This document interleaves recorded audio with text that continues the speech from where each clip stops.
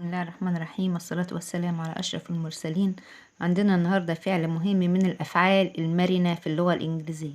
ولما أقول فعل مرن يعني بيختلف معناه حسب وجوده في الجملة أو في الحوار. عندنا الفعل cold is cold. تعالوا نشوف مع بعض إيه الفرق. call ده مضارع، الماضي منه cold وبمعنى يسمى أو ينادي أو يتصل. تعالوا نشوف الأمثلة. I will call you tomorrow يعني أنا سوف أتصل بك غدا. يبقى الفعل call هنا بمعنى يتصل.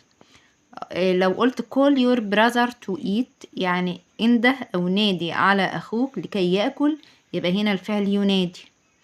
طيب لو قلت I called him but he didn't answer يعني أنا اتصلت بيه أو أنا ناديت عليه ولكنه لم يرد، يبقى عندنا هنا called يعتبر الماضي لكول، يبقى called وده فعل من الأفعال المنتظمة لأن التاني والتالت زي بعض وينتهوا بإيدي.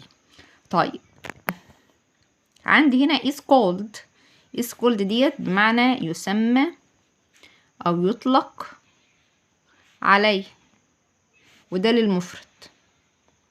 أقول my son is called أحمد يعني ابني يطلق عليه أو يسمى أحمد.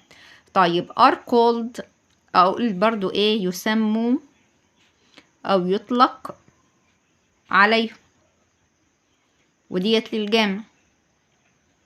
أقول they are called best friends يعني يطلق عليهم أو يسموا أفضل أصدقاء. وبالطريقة ديت يكون إن أنا انهيت الفيديو بتاعي، ونقدر في الوقت ده نفرق ما بين call و called و is called.